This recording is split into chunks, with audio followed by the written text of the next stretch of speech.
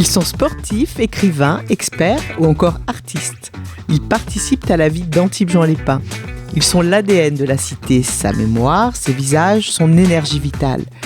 Bienvenue dans le podcast Acteurs d'Antibes-Juan-les-Pins. Dans ce nouvel épisode, je reçois José Amendola, le directeur de la Maison de l'intelligence artificielle à Sophia Antipolis. Aujourd'hui, l'IA est partout. Pour autant, savons-nous bien utiliser ce nouvel outil qui facilite notre quotidien et sommes-nous assez vigilants pour ne pas tomber dans ses travers ?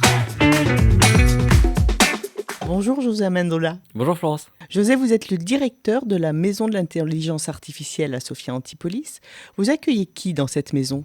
Eh bien, la maison de l'IA nous permet d'accueillir différents publics, les scolaires, le grand public, les professionnels. Et donc, l'objectif, c'est de former, de sensibiliser et de donner un maximum d'informations sur les enjeux de l'intelligence artificielle. Le grand public que vous recevez, vous leur montrez quoi ? Eh bien, il y a différents démonstrateurs qui nous permettent de montrer les différents cas d'IA prédictive ou d'IA générative. Vous savez, les IA qui nous permettent de produire du texte, de produire des images, de produire des sons, de produire des vidéos, de produire des musiques. Et donc là, l'idée, c'est que chaque public vient découvrir toutes ces IA, vient aussi les manipuler pour expérimenter. C'est l'objectif, en fait, de découvrir l'IA en toute simplicité. L'intelligence artificielle, c'était un mot qu'on n'utilisait pas il y a 10 ans, enfin en tout cas le commun du mortel. Et puis aujourd'hui, tout le monde parle d'IA, tout le monde s'intéresse à l'IA. Qu'est-ce que c'est l'IA ? Déjà, est-ce que le terme d'intelligence artificielle est vraiment le meilleur des termes ? Parce que on a l'impression qu'on a un miroir de l'intelligence humaine. Intelligence. Il y a plusieurs définitions d'intelligence artificielle. La première définition, elle a eu lieu en 1956 sur la conférence de Dartmouth qui permettait de dire c'est une suite de processus qui permettent de définir et de générer des tâches complexes ou simples. Moi, je dirais qu'en fait, le terme d'IA aujourd'hui, c'est un terme très galvaudé. C'est presque un terme même un peu marketing. On parle plus de système expert. D'accord. Donc en fait, c'est des algorithmes probabilistes qui nous permettent de définir des actions. Moi, je dirais plutôt que l'IA aujourd'hui, c'est cela, mais c'est un sujet un peu tarte à la crème, je dirais. Les jeunes qui viennent vous voir sont des scolaires et puis peut-être des familles aussi. Qu'est-ce que vous leur faites passer comme message sur l'IA ? Est-ce qu'il faut les en protéger ? Est-ce qu'il faut les informer ? C'est quoi le message que vous leur faites passer ? Il est vrai que l'IA, elle fascine comme elle bouleverse un petit peu. Et donc l'objectif, c'est de les informer, de leur montrer l'envers du décor et aussi de les faire manipuler. Parce que ce que l'on croit à la Maison de l'intelligence artificielle, c'est qu'en découvrant, en expérimentant, on va réussir à faire germer peut-être chez les jeunes notamment des idées de création, des idées de futurs métiers. Et donc on pense que grâce à ces différents démonstrateurs, on arrivera à susciter chez eux une curiosité et une envie de découvrir cette nouvelle technologie qui révolutionne notre quotidien. Ces jeunes-là qui naissent aujourd'hui avec l'intelligence artificielle, cette génération-là, et cette accélération numérique, comment est-ce que vous les informez des fausses informations qui peuvent circuler ? Ça, c'est quand même quelque chose d'important sur des cerveaux neufs. Oui, d'ailleurs, ça défraie un petit peu la chronique dans les médias. Encore il y a quelques jours, il y a eu des usurpations d'identité. Vous savez, le deepfake, c'est ce qui permet en fait de remplacer le visage, de remplacer la voix de quelqu'un et de se faire passer pour une personnalité et aller demander, quémander des informations ou même de l'argent. Et donc nous, ce que l'on propose effectivement à la Maison de l'IA, c'est de pouvoir montrer tous ces enjeux, tous ces biais, tous ces risques pour essayer de limiter ces dérives et aussi d'expliquer aux jeunes que ce que l'on voit dans les réseaux sociaux, eh bien, c'est pas toujours la réalité. D'ailleurs, il n'y a pas que les jeunes que l'on sensibilise sur ces sujets, aussi les seniors, parce qu'on a beaucoup de seniors qui viennent à la Maison de l'IA et ils ont envie de ne pas être dépassés par cette révolution technologique. Et donc, je crois que c'est en montrant que l'on arrivera à sensibiliser et à augmenter le niveau de maturité de la population des Alpes-Maritimes. Je m'arrête un peu sur cette génération-là, José, mais si elle n'a pas la connaissance, certaines personnes disent qu'aujourd'hui, l'art, ça ne va plus être celui de la connaissance pour cette génération, mais l'art de poser la bonne question à une intelligence artificielle, de faire un bon prompt. Qu'est-ce que vous en pensez ? C'est vrai que Je dirais qu'il faut... C'est inquiétant ça quand même, non? C'est à la fois inquiétant, mais ça donne aussi une espérance. Avoir la possibilité d'avoir dans une boîte tout le savoir de l'humanité qu'on peut questionner et qu'on peut réinterroger au quotidien, je dirais que pour les jeunes, ça peut être une nouvelle façon peut-être d'apprendre, de découvrir, d'expérimenter et surtout d'utiliser une technologie pour un bien à la fois commun, mais aussi un bien très personnel. Comment j'augmente mes connaissances, comment je me teste, comment j'apprends avec des solutions qui seraient à la fois personnalisées, à la fois les plus fiables. Alors, quand on parle de personnalisation et de fiabilité, il faut peut-être aussi parler de biais d'hallucination dans les IA, parce que, attention, hein, Les IA hallucinent. les IA hallucinent énormément. Elles sont aussi biaisées. Donc, quand on pose une question à une IA générative, par exemple ChatGPT, Oui. et qu'on lui pose une question assez simple, la réponse, elle est toujours très affirmative. Par contre, l'IA, parfois, elle se trompe. Donc, d'où l'intérêt, et c'est ce que vous dites, d'avoir un prompt le plus précis possible et surtout de vérifier les sources. Je crois que l'IA, elle est là pour augmenter, enfin, moi, en tout cas, c'est ce que je pense, augmenter l'humanité, mais en même temps, il ne faut pas prendre pour argent comptant ce qu'elle nous produit, parce que sinon, il peut y avoir des dérives. Et je crois que les jeunes doivent être sensibilisés, comme vous le dites, à bien générer un prompt. Un prompt, c'est la requête qui permet d'avoir un résultat sur une IA générative. Que ce soit pour du texte, de l'image, de la vidéo ou du son, c'est très très important de questionner l'IA et surtout aussi même de lui demander les sources. Parce que comme ça nous permet de vérifier si la production qu'elle a pu générer, elle est véridique ou pas. Quand ils vont interroger un chatbot pour préparer un travail scolaire, un exposé, ils ne savent pas en fait où est-ce que l'IA a été entraînée, où est-ce qu'elle prend sa source, notamment en matière juridique ou historique. C'est quelque chose qui est potentiellement dangereux, qui peut induire en erreur et puis complètement réécrire l'histoire. C'est vrai. C'est d'ailleurs pour cette raison qu'il y a des IA qui sont très spécialisées sur le volet juridique, sur le volet pédagogique, sur le volet de la recherche aussi, pour justement faire en sorte que l'utilisateur ait un résultat qui soit le plus proche de ses attentes. Donc attention, quand on utilise des IA très généralistes, comme ChatGPT, Copilot, Gemini, etc., eh bien le résultat est parfois un petit peu trop général justement, et donc pas assez personnalisé, et donc c'est là où il peut y avoir des dérives et des hallucinations. Vous savez, à la Maison de l'intelligence artificielle, quand on présente en fait notre activité, on montre sur une IA générative comment on peut créer les ruelles de la ville d'Antibes. Et quand on regarde le résultat, alors on se dit que ça ressemble beaucoup aux ruelles d'Antibes. Par contre, ces générations ne représentent en rien les ruelles d'Antibes. Donc quand on ne connaît pas, on peut se faire une idée de quelque chose qui n'existe pas. D'accord. Et donc c'est très important de s'assurer des sources et de s'assurer du prompt que l'on va produire pour avoir un résultat le plus proche de ses attentes. Si vous aviez en face de vous un adolescent, qu'est-ce que vous lui diriez précisément ?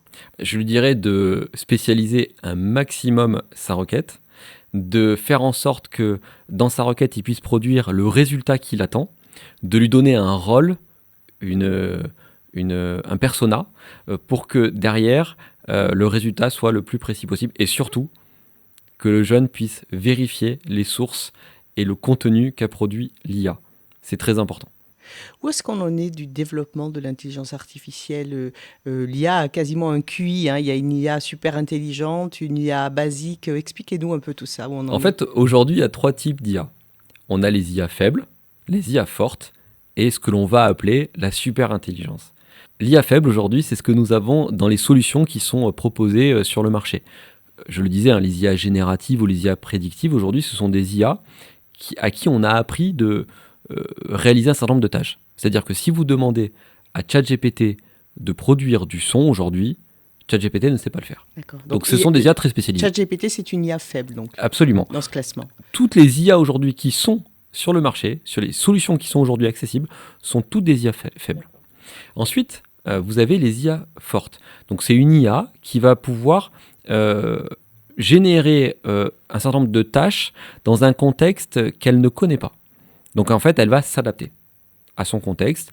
Donc, c'est-à-dire, on va demander à ChatGPT demain de pouvoir produire des musiques. Donc, ChatGPT va apprendre à produire des musiques et donc va devenir une IA forte. Et ensuite, on a ce que l'on va appeler les super-intelligences. Alors là, c'est encore plus galvaudé, c'est ce qu'on voit aujourd'hui dans les films de science-fiction, mais c'est comment une IA va réussir à s'adapter à tous les contextes et du coup à supplanter l'intelligence humaine. Et donc là, c'est effectivement... supplanter l'intelligence humaine. Oui, c'est effectivement ce que pensent certains chercheurs. On n'y est pas du tout aujourd'hui. Est-ce qu'on y sera un jour ? Je ne sais pas. Mais en tout cas, c'est ce qui fait un petit peu peur de se dire on n'arrivera plus à contrôler le développement de l'intelligence artificielle. Et donc, on ne sait pas jusqu'où ça va nous mener. Est-ce qu'il y a une législation qui impose de dire cette musique-là, ce texte-là a été produit avec l'intelligence artificielle ? Ou est-ce qu'on planque encore le fait de l'utiliser ? Alors, on n'y est pas encore tout à fait. Par contre, il y a un certain nombre de réglementations qui existent, notamment l'IA Act, qui a été défini au niveau du Parlement européen et qui se transpose dans tous les pays de l'arc européen pour à la fois définir des niveaux de risque en intelligence artificielle, donc sur les développements de solutions qui sont réalisées aujourd'hui, aussi pour essayer de limiter certains cadres. Je prends un exemple. Aujourd'hui, en Europe, il est interdit de mettre en place des systèmes de scoring avec de l'intelligence artificielle. Donc c'est ce que l'on a, par exemple, au niveau du continent asiatique, notamment en Chine, comment on appelle ça, le capital social. Donc en fait, c'est ce qui permet de définir si vous êtes une bonne ou une mauvaise personne en fonction de vos attitudes, en fonction de vos habitudes, etc. Donc ça, aujourd'hui, c'est proscrit. Il y a eu des financiations là-dessus. Effectivement. Ouais. Et donc là, aujourd'hui, c'est proscrit. Et donc, il est... c'est proscrit, mais c'est possible. Ah ben, la technologie, aujourd'hui, le permet, effectivement. Mais... C'est une dérive aujourd'hui que l'Europe ne souhaite pas voir en œuvre et je pense que c'est plutôt bien pour faire en sorte qu'on ait un développement de l'IA à la fois éthique et responsable. Vous qui êtes un spécialiste, dites-moi, est-ce que vous pensez que toute la créativité humaine va devoir à l'avenir passer par l'intelligence artificielle ? Est-ce que ce côté de développement créatif... Je pense que le développement créatif reste un développement très personnel.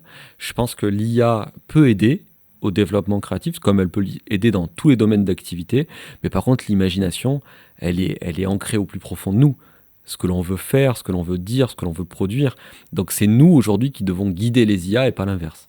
On comprend bien qu'il y a une espèce de fantasme qui tourne autour de l'intelligence artificielle, peut-être parce qu'elle est mal définie au départ et qu'on ne sait pas de quoi on parle en fait. Oui, c'est exactement cela. Maintenant, il faut arriver à la driver, il faut arriver à faire en sorte qu'elle soit le prolongement des activités que nous souhaitons qu'elle fasse. Et donc, c'est un petit peu dans cette vision qu'à la maison de l'intelligence artificielle, on prône aussi l'IA frugale. Donc, vous savez, l'IA qui permet de générer des productions sur des contenus techniques, des infrastructures qui soient hébergées en local, en propre, sur des modèles de langage beaucoup plus petits, pour nous permettre d'avoir une production des émissions de gaz à effet de serre qui soient les plus faibles possibles. Et donc, on en parle peu de cela, mais je crois que c'est important, et c'est un petit peu la baseline de Sophia Antipolis, Tech for Humanity, c'est l'IA qui doit nous apporter quelque chose pour l'humanité, et pas l'inverse. Ça veut dire que chaque fois que j'interroge un chatbot, par exemple, il y a toute une consommation d'énergie qui vient derrière. Vous pouvez un peu nous la matérialiser, nous donner une idée de ça ? On pense qu'un prompt sur ChatGPT correspond à une requête sur un moteur de recherche. Ce n'est pas le cas.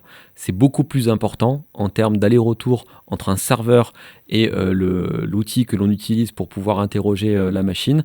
Et donc, c'est pour cette raison qu'il faut faire très attention. Et que, d'ailleurs, quand on discute avec une IA, d'aller lui dire bonjour, au revoir, etc., ça n'apporte strictement rien et ça consomme de l'énergie et ça a un impact carbone qui n'est pas neutre. Parce que les gens lui disent bonjour et au revoir et merci. Et malheureusement, oui, effectivement. Les IA génératives sont tellement humanisées qu'on a l'impression de parler à une personne et donc du coup, ça pose un problème. Et donc, c'est pour cette raison qu'il faut sensibiliser et qu'il faut informer sur ces impacts-là. Parce que pour certaines personnes, l'IA est devenue une sorte d'ami. Effectivement, l'IA peut devenir un conseiller, peut devenir un ami. Alors, je sais pas, moi, j'ai pas d'IA ça ami. Ça dit quelque chose de notre société aussi, tout ça. Mais l'IA apporte une révolution. Et donc, je pense qu'il faut aussi faire attention à cela. Est-ce que l'IA remplacera un ami demain ? On parle beaucoup de robots. des robots qui réalisent des tâches domestiques à la maison, etc. 2026, je crois que c'est l'année où on va les voir apparaître. Ça y est, ça existe déjà, mais les robots aujourd'hui ne font que ce qu'on leur demande de faire. Forcément, il y a la question qui suit, c'est quand on imagine un robot dans une maison qui peut remplacer une aide ménagère ou une aide à domicile, il y a toute la question des métiers derrière, des métiers qui risquent de disparaître et des métiers qui vont naître aussi. Oui. C'est un principe un peu très schumpeterien. On avait un économiste qui parlait de création, destruction. C'est un peu ça. D'ailleurs, comme dans toutes les révolutions industrielles, finalement. C'est ça. Donc aujourd'hui, oui, l'IA, elle change des métiers. Oui, l'IA va avoir un impact. D'ailleurs, on parlait à l'époque de la révolution industrielle, l'impact des cols bleus. Donc c'était les machines qui venaient remplacer effectivement les travailleurs dans l'époque du Fordisme, etc., les travailleurs à la chaîne, etc. Aujourd'hui, l'IA vient transformer aussi les métiers des cols blancs. Puisqu'on le voit bien, d'ailleurs, ça crée une forme d'espérance. Quand une IA est capable, quand elle va regarder une radiographie ou des analyses médicales, de pouvoir définir un premier diagnostic pour les médecins, c'est une vraie avancée. Donc là, du coup, elle produit une espérance. D'ailleurs, elle pourra peut-être permettre de combattre certaines maladies. Mais en même temps, est-ce que l'IA va supprimer le métier du radiologue ? Est-ce qu'il ne faudra quand même pas un radiologue qui viendra analyser ce qu'elle a produit, pourquoi pas pour l'augmenter, tout simplement pour avoir un diagnostic beaucoup plus précis, beaucoup plus précoce, et pourquoi pas d'ailleurs déclencher des procédures médicales qui vont pouvoir être anticipées. Et donc pourquoi pas avoir une action pour l'humanité et pour la santé. Donc je crois que c'est là où elle forme cette espérance, mais il est vrai qu'elle va bouleverser des métiers, oui. Et puis peut-être permettre aux médecins aussi de rester dans son rôle de relation aux patients, d'annonce et puis de dialogue, quoi. C'est exactement cela. Moi, c'est ce que je crois, c'est que ces IA, et d'ailleurs même au-delà de l'IA, l'informatique en général, doit nous permettre de redonner de l'humanité, de l'humain à l'humain. Voilà, d'avoir plus de proximité, d'avoir plus de temps envers les autres, et donc de laisser à la machine et de laisser à l'IA les tâches répétitives, les tâches peut-être qui ont moins de valeur ajoutée. Et donc c'est en cela que je pense que ces IA génératives vont permettre de bonifier notre quotidien et notre rapport aussi avec le temps. À Sophia Antipolis, sur la Technopole, quelles sont les applications qui reviennent le plus souvent en matière d'intelligence artificielle ? Sur quoi on travaille à Sophia Antipolis ? Sur Sophia Antipolis, de par la fertilisation croisée qui a été imaginée par les différents visionnaires de Sophia, je dirais qu'on reste tout de même sur la chaîne de valeur qui va de la recherche fondamentale au transfert technologique, création de start-up et mise en place d'industries.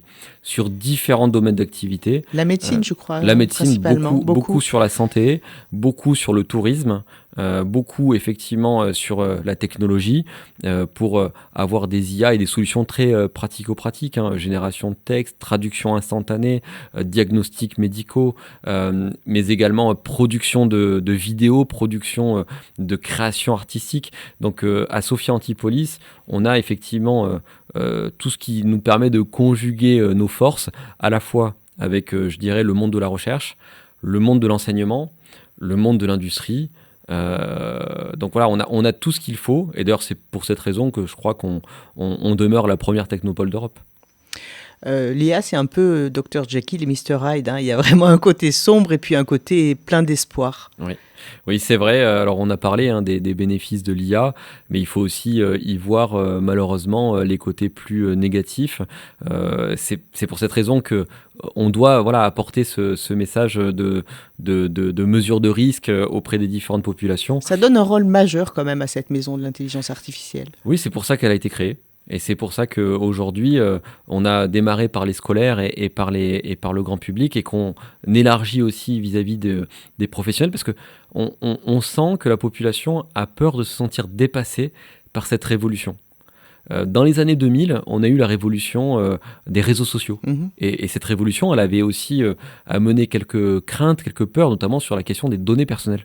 sais pas si vous vous souvenez, 2004, l'arrivée de Facebook a créé à la fois une espérance. On permettait de connecter des personnes entre elles dans différents sites géographiques, mais en même temps, on avait peur de ce qu'on pouvait diffuser, on avait peur des données qui étaient partagées, on avait peur des photos qui étaient partagées également.